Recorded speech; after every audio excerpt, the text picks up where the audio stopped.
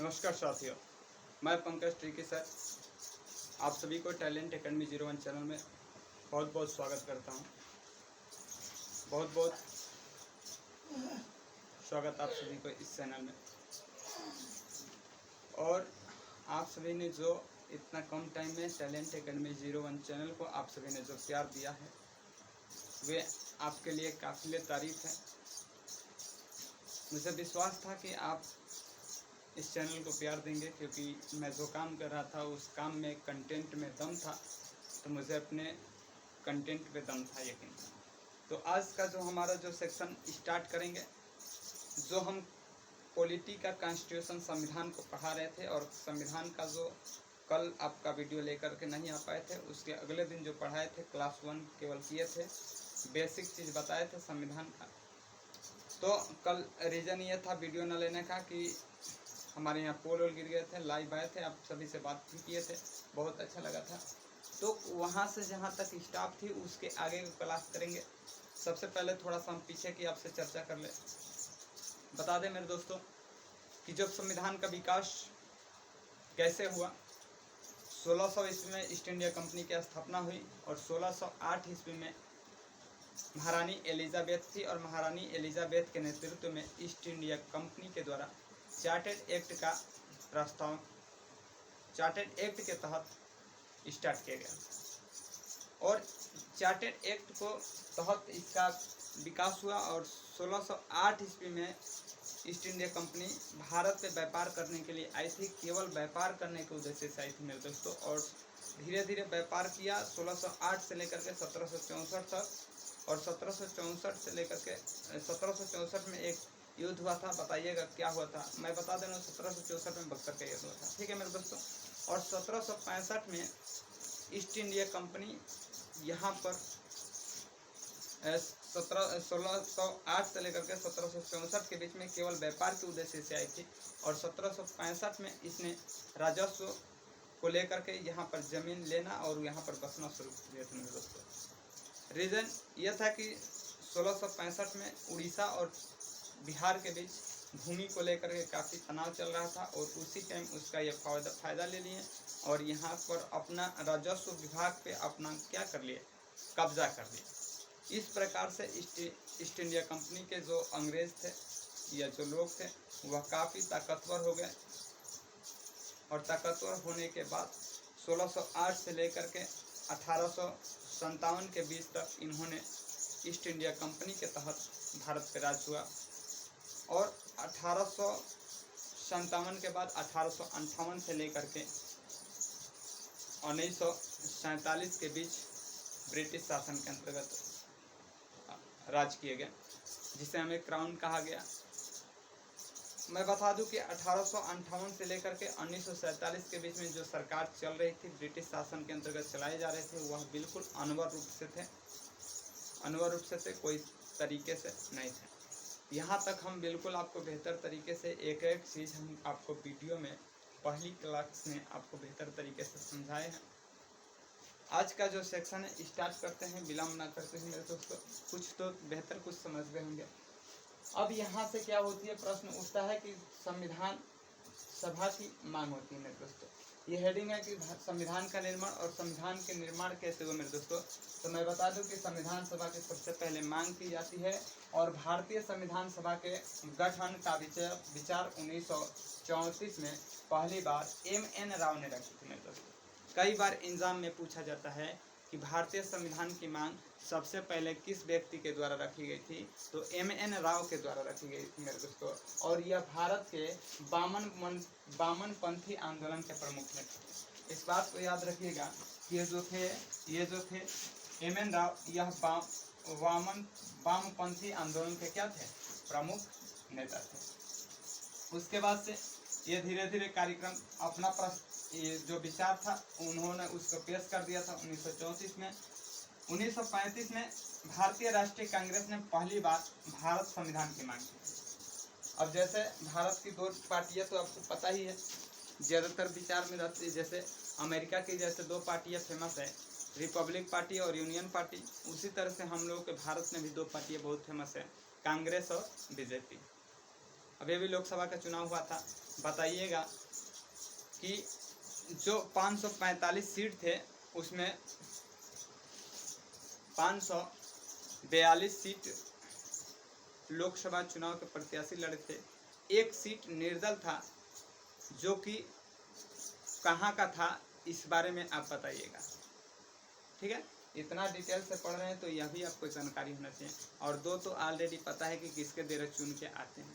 ठीक है, तो उसी तरह से 1935 में भारतीय राष्ट्रीय कांग्रेस ने पहली बार भारतीय संविधान की मांग की थी मेरे दोस्तों। पहली बार विचार 1934 में रखा गया था और 1935 में सबसे पहले बार मांग की थी। किसके द्वारा किया गया था? राष्ट्रीय कांग्रेस ने पहली बार की थी, इस बात को याद रखिएगा। इसके बाद से सरकार चल रही थी, उस टाइम तो देश आजाद था नहीं, केवल अपना विचार लोग रखते गए। धीरे धीरे 1938 है और 1938 में भारतीय राष्ट्रीय कांग्रेस की ओर से पंडित जवाहरलाल नेहरू ने घोषणा की।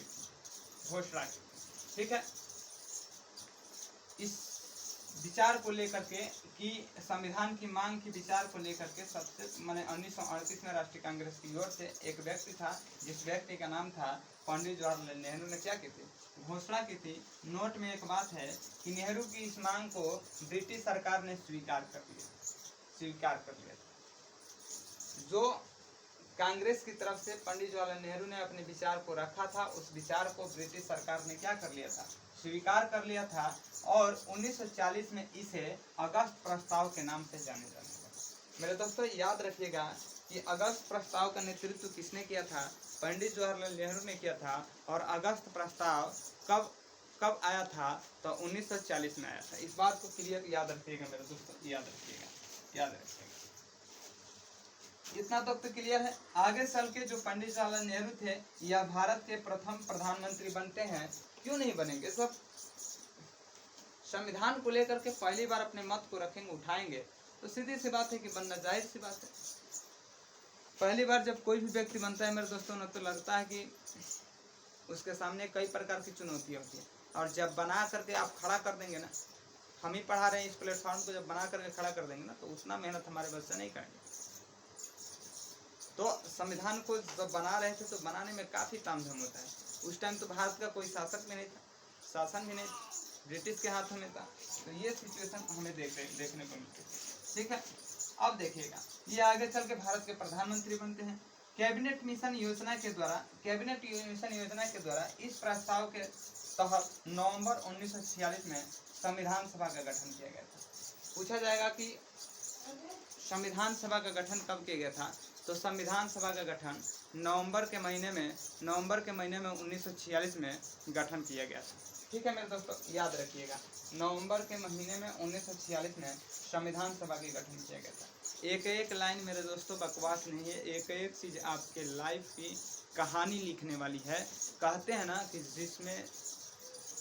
जिसके कंटेंट में दम होता है ना, उसकी पहचान उसके कंटेंट से होती है। आप देख रहे हैं कितना सिस्टम से चल रहा है, बिल्कुल आपको समझ में आ रहा होगा। ठीक है, तो कैबिनेट मिशन की योजना कब इसका गठन किया गया था? तो 1946 में किया गया था। किस महीने में किया गया था? तो नवंबर में किया गया था मेरे दोस्तों। बात करेंगे तो कुल सदस्य की संख्या कितनी थी? तो कुल सदस्य की संख्या 389 थी। एक चीज याद रखिएगा, 389 थी। संविधान सभा के कुल 12 अधिवेशन हुए थे मेरे दोस्तों। संविधान सभा की जब गठन हुआ था उस टाइम 1946 में गठन हुआ था, तो अधिवेशन कितने हुए थे? 12 अधिवेशन हुए थे। और 12 अधिवेशन में 11 अधिवेशन पहले कंप्लीट हो गए थे, और जो एक अधिवेशन बच गया था वह मेरे दोस्तों 24 जनवरी 1950 की अंतिम अधिवेशन हुई।